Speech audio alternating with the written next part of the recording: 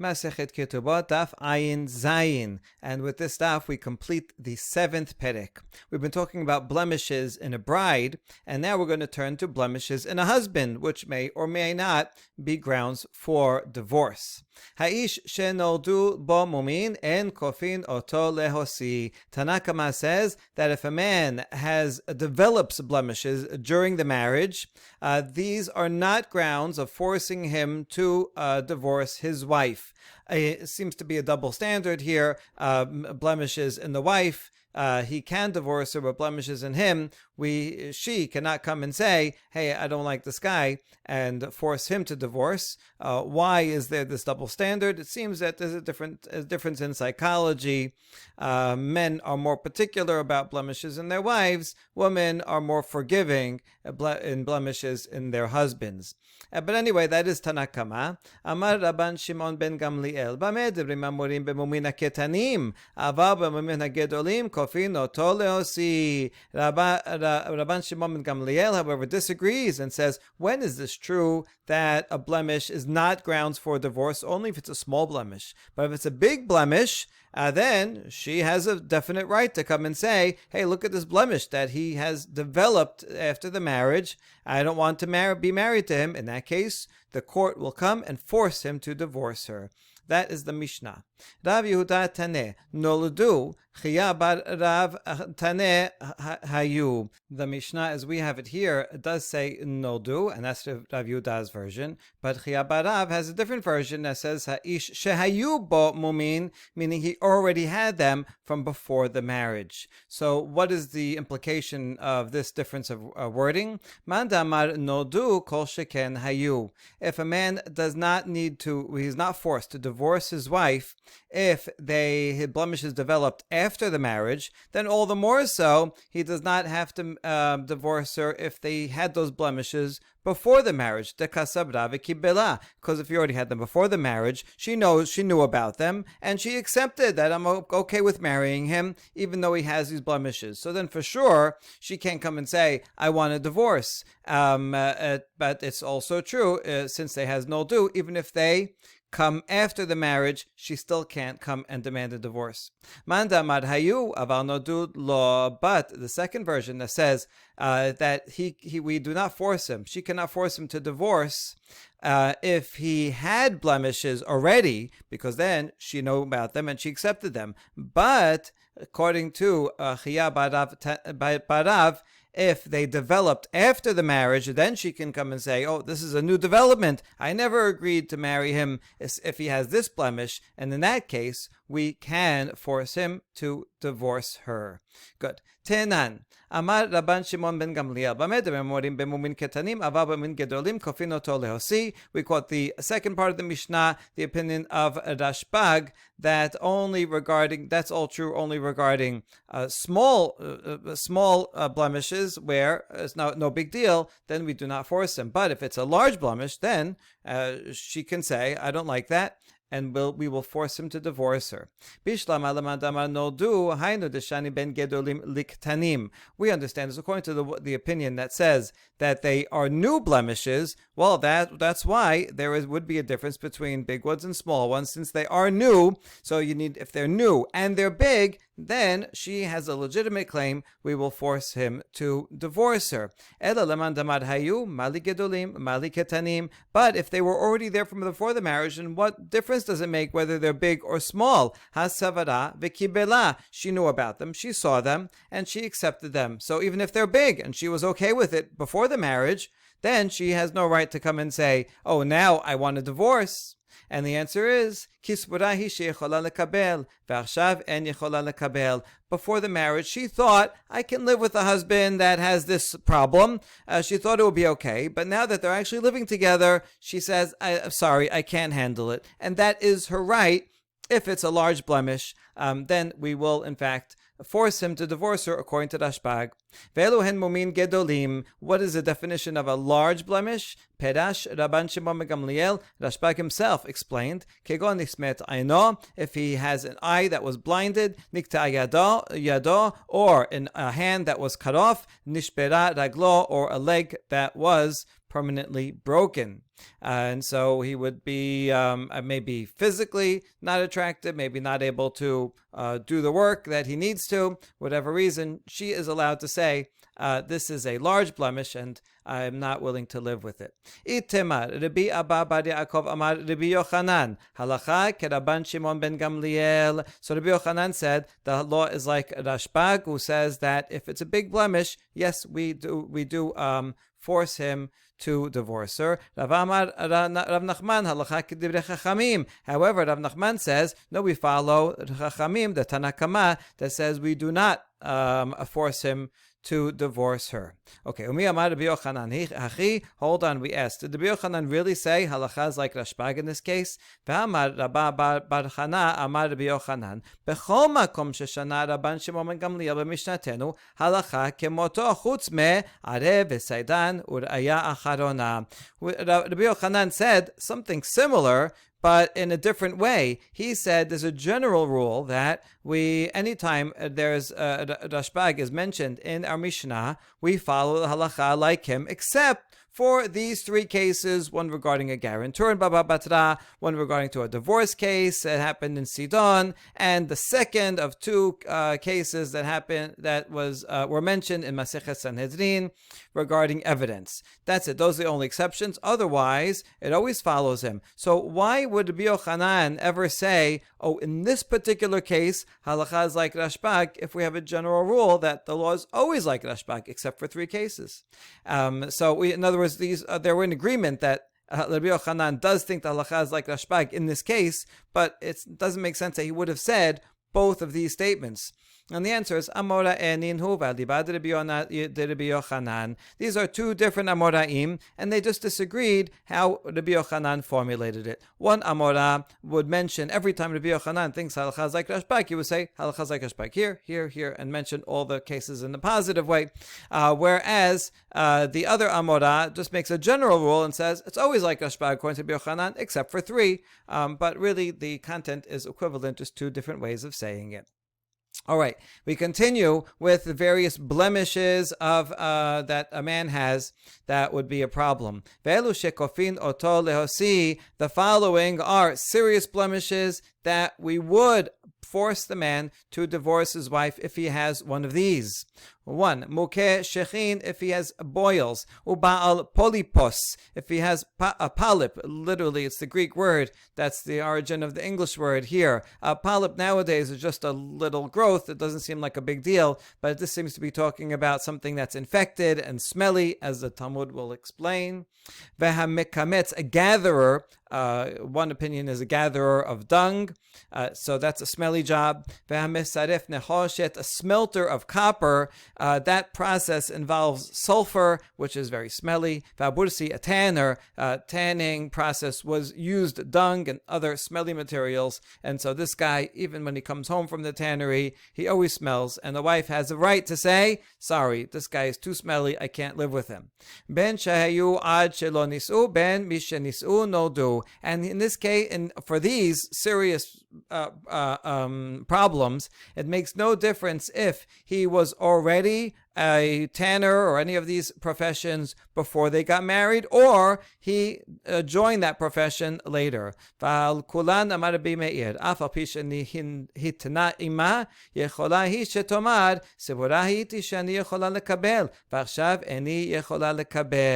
the reason why it doesn't matter if it's before or after is because, as Rabbi Meir explained, even if he made a condition, listen, I'm going to have this job, and she agreed to it before the marriage, so it should be okay. Nevertheless, she can say, I thought I could live with it, and you had good qualities, but now that we're actually living together, I can't stand the smell, so I'm sorry. And that is legitimate claim that she can make.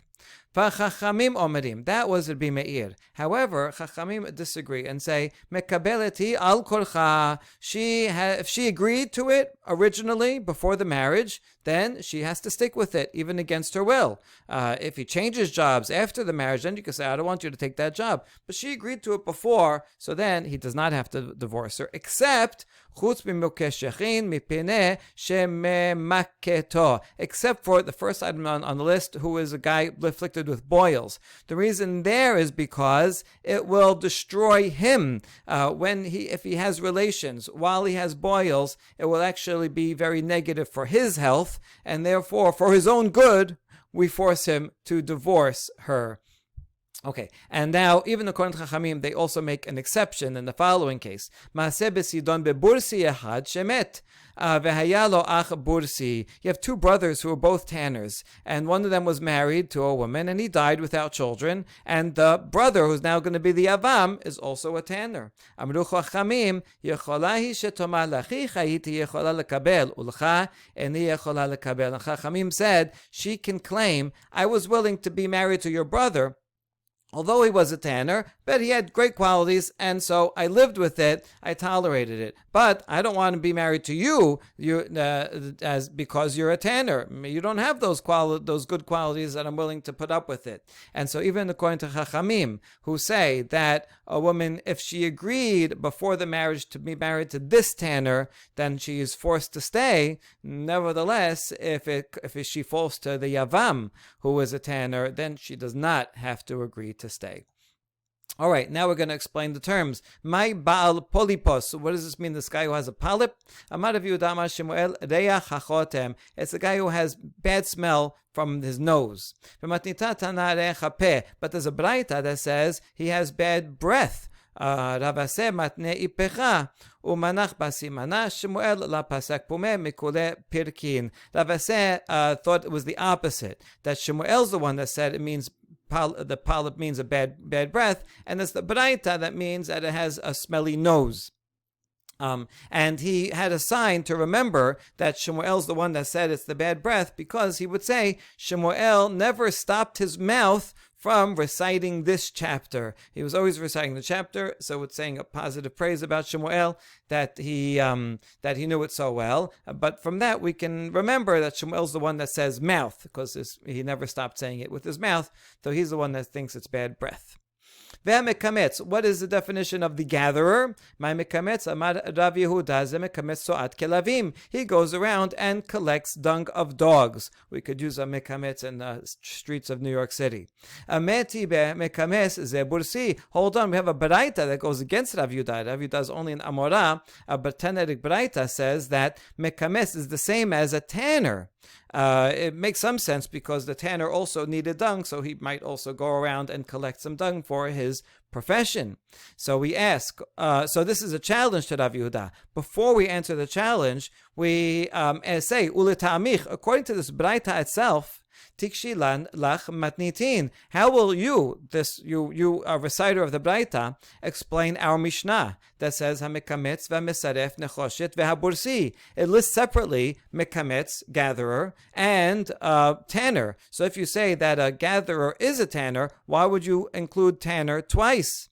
So we answer that second question first. Bishlama matnitin lakashya kan bebursi gadol, kan bebursi katan. The Mishnah is not a problem. When it talks about tanner, that's a large scale tanner. When it talks about the gatherer, that's talking about a small scale tanner. So it's because he's such a small scale, he probably has to go around himself and gather the ingredients that he needs. So there are two different types of tanners. That's why he has it twice. Back to the first question. Ela Rav Yehuda kashyaba. How could Rav Yehuda say that it's a dung gatherer and go against the braita? And the answer is Tanaihi. Actually, it's a machloket between two Tanaim. The Tanya mekamet ze bursi, v'yashomrim ze mekamet soat kelabim. Here we have two Tanaitic opinions. One says that it is a tanner. That's the one we quoted before. But there's another Tanaitic opinion that says it's one who gathers dog excrement. And so Rav Yehuda could simply be following that baraita. So he has no problem. The next one, Mesaref Nechoshet Vehabursi, the coppersmith and the tanner. My Mesaref Nechoshet, what does he do, this coppersmith?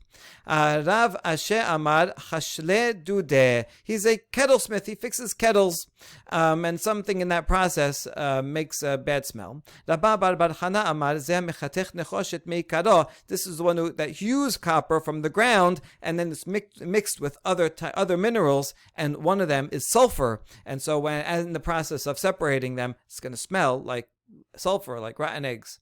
Tanya kevate de Rabba bar bar Chana ezu misaref zeh mechatech nechoshet meikaro. We have a baraita now supporting the opinion that says it's the one who hews copper and then has to smelt it to purify it and separate the sulfur from it. Amarav. Now that we're talking about situations that where the court forces the husband to divorce, we're going to talk about yet another one. And Rav says, Haomer eni zan ve'eni mefarnes yosi v'iten ketubah. If the husband comes and tells his wife, listen, I'm not providing you food, and I'm not, and I will not provide a livelihood for you. That's what he says. It goes against the Ketubah. The Ketubah says he has to provide all those things. So therefore, we force him to divorce, and he has to pay the Ketubah. That was Rav's opinion. Azar Rabbi Elazar, Amaraha Lishmate Kameh Shmuel. So Rabbi Elazar repeated this teaching of Rav in front of Rav's colleague, Shmuel.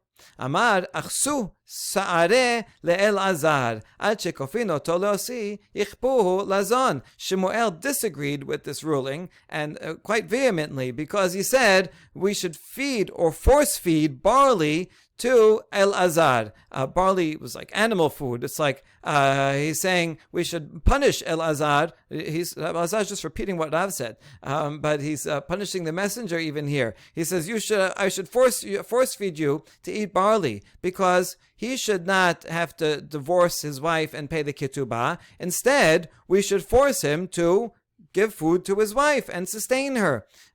So why not just force him to fulfill his obligation? Maybe she wants to stay married and be fed rather than be thrown out. So that's what Shemuel says. I think there's a nice play on kind of midah keneged midah. You should. The right answer is that we force him, the husband, to feed her, and he's going to get that point across by symbolically. He didn't really do this. Force feeding Elazar. Okay, so now let's explain Rav. En adam dad im nachash bekefifa. How come Rav says we should force him to divorce? Because you cannot live in a basket with a snake. They used to keep their snakes in baskets, the snake charmers, and you don't want to live in there with it. Maybe if you're really skilled, you can control the snake and keep away from it for a little while, but eventually, if you're living in the basket with it, it's going to bite you. And the same thing here, even though the court can intervene and come and say, hey, go give her the sandwich right now. And so even if he does it, but this is not a long-term solution if it's the kind of guy who just doesn't want to sustain his wife. כי סליק רבי זרע אשכחה לרבי בנימין בר יפת יתי וכאמר לה משמע דרבי יוחנן אמר לה עלדה אחסו שערין לאלעזר בבבל. Rabbi Zera found Rabbi Binyamin, the son of Yefet, and he was repeating this statement in the name of Rabbi Yochanan. When Rabbi Zera went up to Eretz Yisrael, he found that the student was saying the same law of Rav in the name of Rabbi Yochanan, that we force a man who does not want to provide for his wife to divorce. And Rabbi Zera says, I just came from Bavel, and you won't believe what happened regarding this very law, that they force-fed Elazar barley in Bavel. So in other words, I know you have quoting from Rabbi Yochanan, and that I've said it too, but you should know this is a matter of tremendous controversy. Okay, Amar Rav Yehuda, Amar Rav Aseh, en me'asin ela lifsulot. More laws about when we can compel a husband to divorce his wife. So Rav Aseh says we only compel a husband to divorce his wife if the marriage is unfit. Something wrong with it's a prohibited marriage. Ki amrita kamed Shmuel Amar. Kegon almana lechon gadol. What are examples of a prohibited marriage that we would force him? If he's a kohen Kohen Gadol and he marries an almana, Kohen Gadol has to only marry a betula. They can't get married, they can't stay married. Ugerusha v'chalusa lekohen edot, or regular kohen too. A gerusha, or someone who did chalitza. Mamzeret unitina liyisrael, a regular Jew who marries a woman who is a mamzeret or a netina. Or Bat Yisrael, a woman who's of good lineage, who marries a natin or a mamzer. All these are prohibited marriage, and the court will force them to divorce. But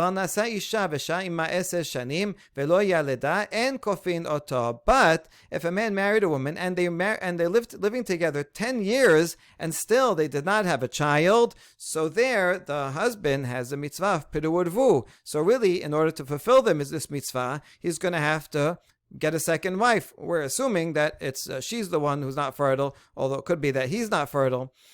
So in that case, we do not force him to divorce his wife, even though it's recommended because he should go and do a piru urvu. Why don't we force him? Well, he could technically marry a second wife. It could be a problem of him, and so getting divorced and marrying another may not necessarily help. And so, while he should go and find a way to fulfill piru urvu, but it's not a prohibited marriage like the others on the list, and therefore we do not actually force him. Okay, Rav Tachlifa bar Avimi Amar Shemuel, afilu nasa isha v'shayma 10 shanim lo velo yalda kofin oto. All that was in the name of Shemuel. That was one version of Shemuel, but that in the name of from Rav Yehuda. But Rav Tachlifa had another version of Shemuel where, according to that, a man has to divorce his wife for all those reasons, prohibited marriage, and also if they did not have a child for 10 years, yes, the court will force him to divorce. Okay, so Shemuel said one or the other, but there's two traditions in his name. Tenan. Now we're going to ask a question based on our Mishnah that we force a man to divorce his wife if he has boils or a polyp and so on. Bishlama l'Rav Aseh d'Rabanan katane deoraita la katane. We understand this Mishnah according to Rav Yehuda in the name of Rav Aseh, who gave this original list.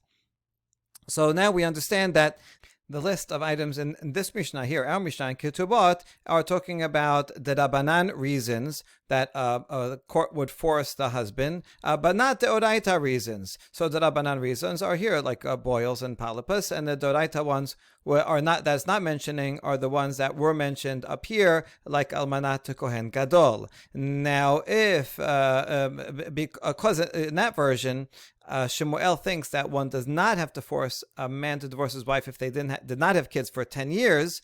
So that's why it's not listed in our Mishnah. That would be a D'Rabbanan reason, if anything, but it's not listed in the Mishnah because it's not a requirement at all. The court does not force him. So that all makes sense. Ela l'Rav Tachlifa bar Avimi litni nasa isha v'shayma 10 shanim v'lo yalda kofin oto. According to the version of Rav Tachlifa, his tradition of Shemuel, where the court does force a man to divorce his wife, it's a D'Rabbanan reason. And so it should be listed in our Mishnah along with the Shechin and the others. So how come it doesn't list it? That's the question. We're going to see a couple of answers. First one, Amar Rav Nachman la kashya, ha b'mile, ha b'shote. Rav Nachman explains there's no problem. This case is not listed with the others because if a man needs to do piru urvu, so we convince him only with words to divorce his wife. He says, listen, don't you want to have children? You need to do this.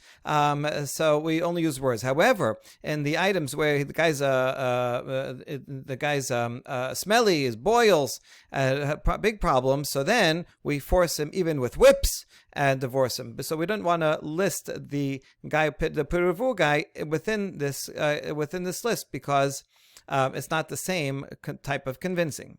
Matkif la Rabbi Abba bidvarim lo yivaser abed. Hold on, Rabbi Abba says a servant will not be corrected by words. Now, if you want someone to do something and you just tell him, please do this, and he doesn't want to do it, he's not going to do the right thing. All right, you need force. And so all these cases, if the court needs to, they should have a right to resort to lashes, and that would come along with possibility of excommunication. They need some more force. Ela amar Rabbi Abba have habeshote. Rather, all these cases, the court can use whips. Hatam ki amra havena behade shabkinan laha. The difference is that in the cases of the Mishnah where a person has boils or blemish, if she says, I'm okay with it, leave him alone, I do not force a divorce, so then we listen to her, and so it's up to her. But if he did not fulfill Peru Urvu, then even if she says, leave him alone, let's stay married, we don't listen to her because it's his obligation to go and have children. Hold on, we have a challenge to this answer. Remember that the guy with boils, even if she's okay to live with him, we still force him to divorce because it's bad for his health. It's dangerous for him to have relations while he has boils. It will damage him. And so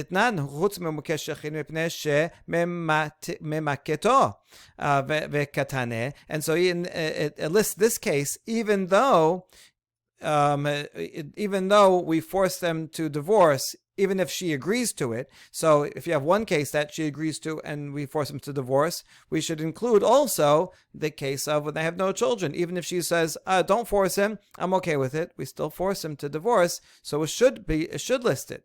So we give an answer. Hatam ki amra dayerna behade besahade shabkinan la. In the case of a guy who has boils, if she says, listen, I'll live with him with witnesses. Get witnesses, they'll live with us in the house, and they'll make sure that we never have relations. The danger to his health is only when they have relations, then the boils can harm him. So she says, listen, I want to stay married and live with them in the house, and we'll never have relations. You can have a supervisor here. But in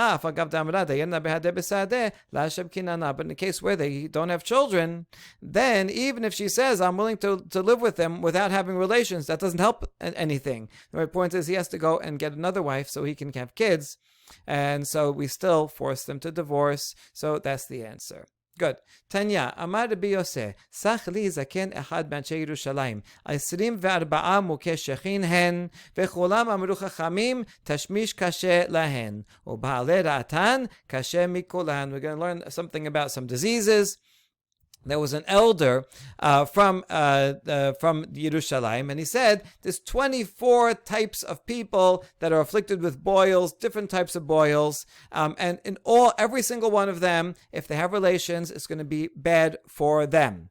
And people who have another disease called ra'atan is even worse. They're harmed even more than all of the others. Ra'atan may be some kind of leprosy, Hansen's disease, whatever it is. We're going to see some more description about it. Okay, mimai have, where does one get this disease of ra'atan? Tanya, hikiz dam v'shimesh havyan lo banim V'taikin. Hikizu shenehem v'shimshu havyan lo banim ba'alei ra'atan. It's from the following. The Braita says, if a man lets blood, after one lets blood, they take out a lot of blood and the person is very weak. If he will go and have relations with his wife at that point and have children, so that weakness that he's feeling at that time will be passed on to the children and he'll have weak children. If both the mother and the father both let blood and then had relations and had a child, then that kid will be doubly weak and will have this disease of ra'atan. That's how you get the disease. Amara papa, lo amaran ela de la ta'imidi, about ta'imidi let lan ba. Okay, this problem is only going to happen if they don't eat anything after the bloodletting. But if they eat something and then they have a child, then they'll be okay. Like today, when you give blood, we don't give nearly as much blood as they did back then when they did bloodletting. But even now, you got to sit down, you got to drink something, eat something, in order to get one's strength back. So that's where Ra'atan comes from. Mai simaneh. What are the symptoms? Dalfan aine vedaibeni khireh veitele dira mipome urmu didbe ilave. A person's eyes water, his nose runs, drool comes out of his mouth, and flies rest on him. Sounds horrible. Umay asute. How do you remove this disease? Now you have to know this disease is understood as some kind of insect that is implanted inside the person's brain that causes a disease. That's the flies that are all around him. Somehow one gets in. So we got to get this out doing some brain surgery. So this is, an early explanation of how to do brain surgery. Amar Abaye, pila velodana girda de egoza vegirda de ashpa uchlil malka umathala de dikla sumeka. Here's what you do. You take the following ingredients, some pila and lodana. These are two types of grasses, ground shell of a nut, shavings from smoothed hides, and this artemisia and the calyx of red date palms. If you want to know what these look like, here's the artemisia, here's the lodana, and here's the artemisia flowers. So you go and get all these ingredients and you cook them and mix them together. And you take the guy who has this disease and you put him in a marble house. I guess the idea of marble is that it's cool, so and it's all enclosed so that you won't have infections coming from outside. And even today when we do surgery, we lower the temperature a lot, because that's helpful. Okay, if you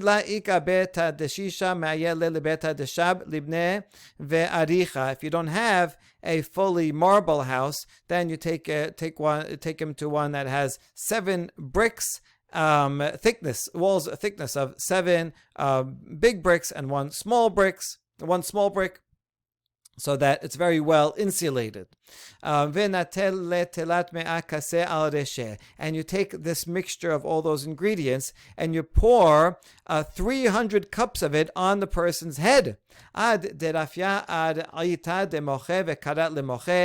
his skull is soft, and then you can cut open his skull.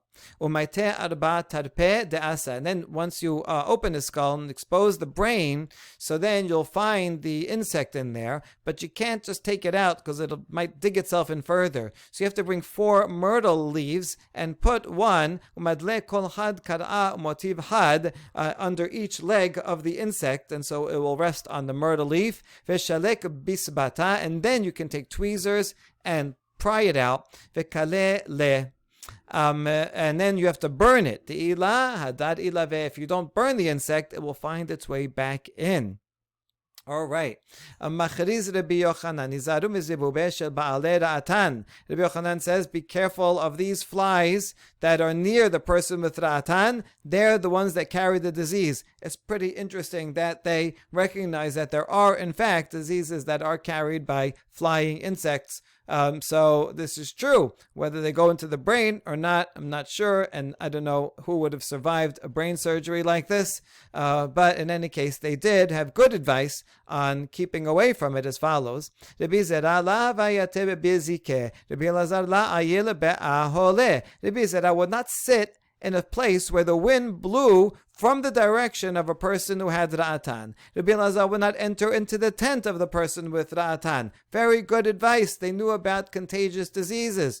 Rabbi Amir and Rabbi Aseh lahavu achle mi be'edahi mevo'ah. Rabbi Amir and Rabbi Aseh would not even eat from eggs that were in an alleyway of someone who had ra'atan. Rabbi Yoshua ben Levi michrach behu ve'asik b'Torah. Unlike all the majority of these rabbis, Rabbi Yoshua ben Levi said, no, I have a different solution. He would go and attach himself to the person with ra'atan. He'd sit right next to him and study Torah. And he said that the Torah will protect me. Amar ayelet ahabim ve'yalatchen imchen ma'ala al lomedeha agune la magna. The Torah pasuk says Torah is like a loving deer, a graceful doe. If it gives grace on those who study it, certainly it will protect them from illness. It does even positive. Certainly it will take away negative. And so he had this protection of the Torah. All right, now we're going to tell us a really interesting story about Rabbi Yoshua ben Levi and his piety and his reward. When it was time for him to die, I'm assuming he did not die from Ra'atan. Otherwise, I don't think they would tell the story. But eventually, when he was old and it was time for him to die, so the instructions were given to the angel of death. Zil abed le re'ute. Go do whatever Rabbi Yoshua ben Levi wants. In other words, he has to die, but you could ask him how he would want to die. He's so righteous, he gets to choose. Azal itchazele. So the angel of death comes to him. Amale achvi li duchtai. And so the angel of death is like, okay, it's time. What's your instruction? Rabbi Yoshua ben Levi says, before I die, I want to see my place in Gan Eden. I want to see where I'm going to be while I'm alive. Amar lechaye says, okay, right, very well, I will do it. Amar lehabli sakinach dima be'atat li be'orcha. But Rabbi Yoshua ben Levi says, hold on, give me your knife, right, that you use to kill people, because I'm afraid of you on the way, right? Are you going to, jump the gun and kill me on the way? I'm too scared just to look at this, at your knife. And so I want to hold on to it. So angel of death says, fine. Yahavani hale. Kimata lehatam. When they got to the entrance to Gan Eden, dalyeh.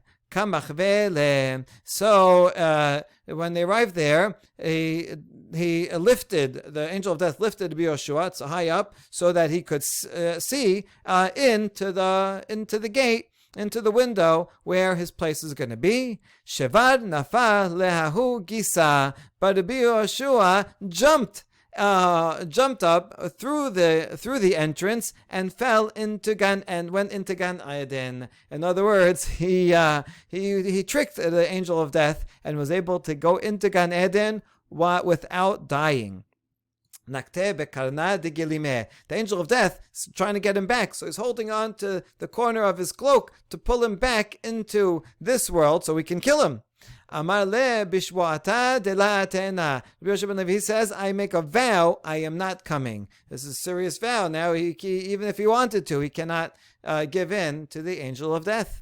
Amar kuchabarichu ishat itashel ashebu'ata nihadar ila la nihadar. What are we going to do with this vow? So, Hakadosh Baruch Hu said, if in his life he ever undid a vow, then he has to go back, undo this vow, be killed, and then go back. But if in his whole life he never undid a vow, that means he doesn't resort to undoing vows, and so he has a right to stick to his vow, which is interesting. It means that even though we've spoken a lot previously about undoing vows, you see that it does have a negative connotation that the person makes a vow and then undoes it. So this kind of serious person, if he makes a vow, he always fulfills it. So in that merit, he should not have to undo this vow. Amar le. So and it turns out he never made Rabbi Yoshua ben Levi never made a vow that he had to annul, and so he did not have to annul this vow. He got to stay in Gan Eden without being killed. Okay, now the angel of death says, Havli sakinai, give me my knife back. I got to go to work. I have other people that's time for them to die. So I need my tool. Lava kayahible. But Rabbi Yoshua ben Levi says, no, I'm not giving it to you. He wanted to eradicate death from the world. Nafka bat kala v'amra le havni hale demit be'al lebiriyata. But a bat kol came and said, give him his knife back, because he needs it in order to go and kill other created beings. In other words, death is part of the cycle of the world, and so I'm sorry, you can get in, you're exceptional, you have great piety, as evidenced by the fact that he was not scared of death. He would go and learn Torah even right next to people of Ra'atan. So he, because of his great righteousness, is able to skip over death. But he's an exception. You can't take it away from the whole world. The world needs life, and the world needs death. Machriz Eliyahu kameh panu makom lebad livai. Okay, so next scene. Now Eliyahu, he's the announcer. He says, everybody make way for the son of Levi. It is Rabbi Yoshua ben Levi. Okay, Azal Ashkachel Rabbi Shimon ben Yochai. So Rabbi Yoshua ben Levi was a first generation Amorah. And he meets up in Gan Eden Rabbi Shimon bar Yochai, who's a couple of generations older than him. Tavayateb al telat asar tachteke piza. Rabbi Shimon ben Yochai was sitting on 13 golden stools because of his great stature. Amar le atu bar Levi. So Rabbi Shimon ben Rashbi says, Are you really the son of Levi? Amar lehen, yes I am. Nirata keshet be'amecha. Rashbi challenges him. Was there ever a rainbow seen in your days? Amar lehen, he says, yes. Imken hayata bar Levi. Rashbi says, if so, then you can't be the son of Levi. The point is, if you see a rainbow, the rainbow is a sign that God wanted to destroy the world, but the rainbow is a reminder that He's not going to destroy the world by a flood. And so, if you saw a rainbow in your day, it means you are not so righteous because you were not able to stop the world from almost being destroyed. If you were really righteous, then you, by your presence in the world, would have saved the world and not needed to have resort to a rainbow. And so therefore he says, it can't be that you are Bar Levi, Ben Levi, because Ben Levi, the real Yeshua ben Levi, is so righteous that no rainbow would have been present in the world when he was around. Okay, now, so that's that conversation ends, but the truth is, the narrator is telling us, Velohi telavai midi ela sabad la achazik tibuta lenafshai. In fact, there was no rainbow during the lifetime of Rabbi Yoshua ben Levi. Because of his righteousness, God never wanted to destroy the world during his lifetime, but he didn't want to say that, in fact, there was no rainbow because he didn't want to take credit for himself. There was no rainbow in my time. Yeah, because of me, he was humble. And so that's why he said yes, which is interesting. One is allowed to not tell the full truth in order to remain humble. Rabbi Chanina bar Papa Shushbine Hava. And that's all one story. And now a second story that has a similar theme. Rabbi Chanina bar Papa was the best friends with the angel of death. Shushbin is like the best man, right? He takes care of you on your wedding day. They were good friends. They hung out all the time. I guess they went to see horror movies. I'm not sure what they did together. So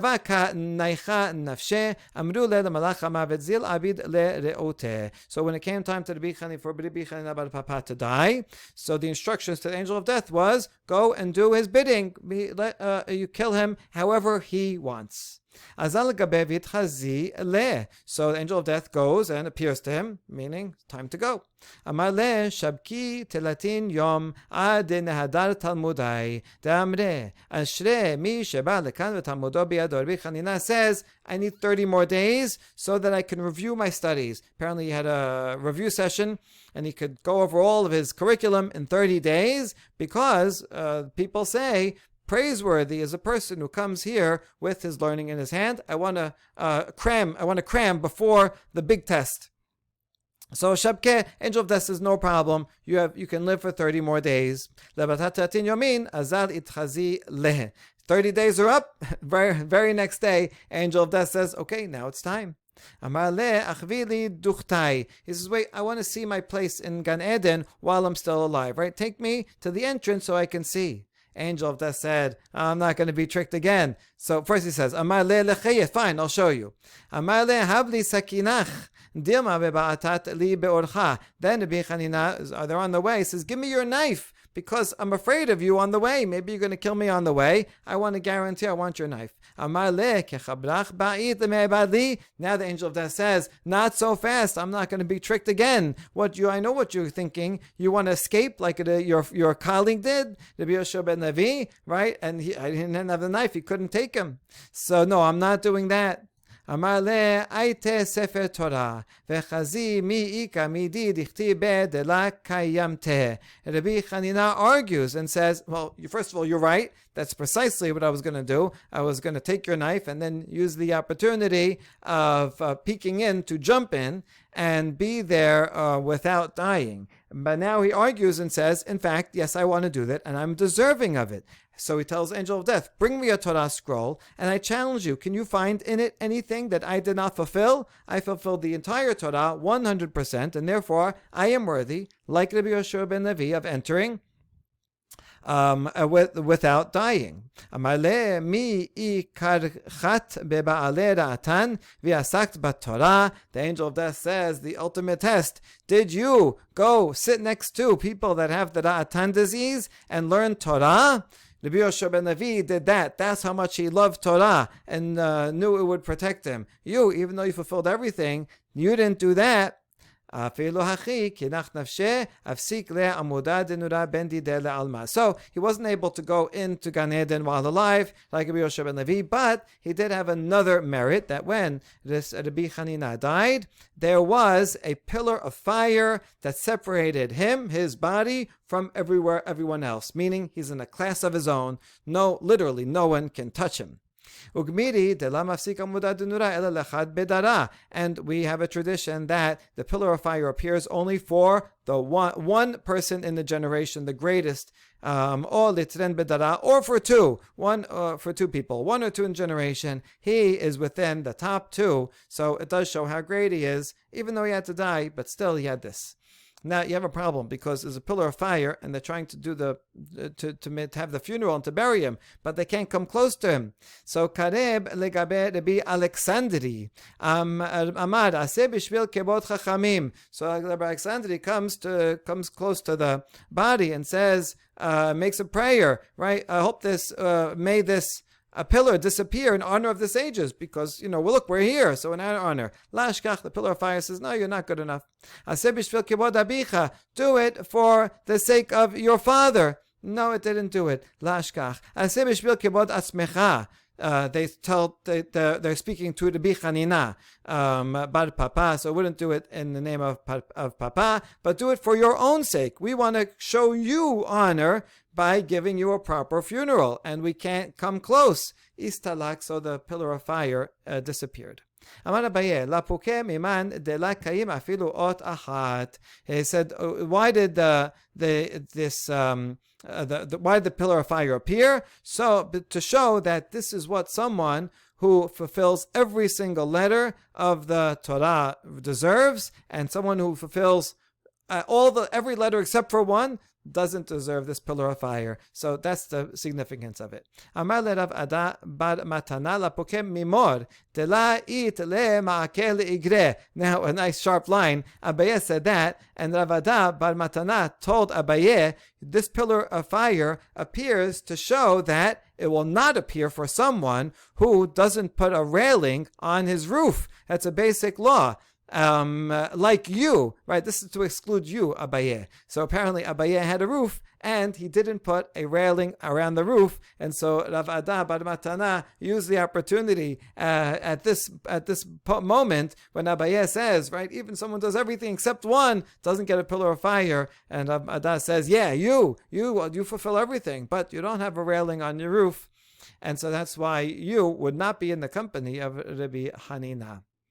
Okay, now the narrator interjects and says, Velohi, mihava, vehi shatahu de shadyazika. Like the narrator, maybe it's a later voice, can't believe that Abaye would not put a guardrail on his roof. This is a fundamental Torah law, very important law. So he says, it's not true. He had a railing on his roof. It's just that a wind came just that day and blew it off, and he didn't get a chance to get the contractor to come and put up a new railing. So just temporarily, it's true, wasn't there. But even that, you shouldn't even go a short time without these proper safety precautions. Finally, Amar Rabbi Chanina, Mipnei ma'en ba'alei ra'atan beBavel, Mipnei shochlin teradin, Veshotin shechar shel hizmi. And after these grand stories, we have some down-to-earth, very basic advice, how to avoid this ra'atan. How come in Bavel they don't have this ra'atan disease? Because they eat beets and they drink beer with hizmi in it. Hizmi, some kind of bush that has medicinal value. Amar Rabbi Yochanan, mipnei ma'en mesora'in beBavel. How come there's no people with sarat in Bavel? Mipnei shochlin teradin veshotin shechar verochasin b'mei perat. Because they have beets and they drink beer and they bathe in the Euphrates, which probably just the bathing by itself would help tremendously from getting these diseases by bathing often. Hadran alach hamadir et ishto, and we complete this wonderful perek. Chazakim uberuchim.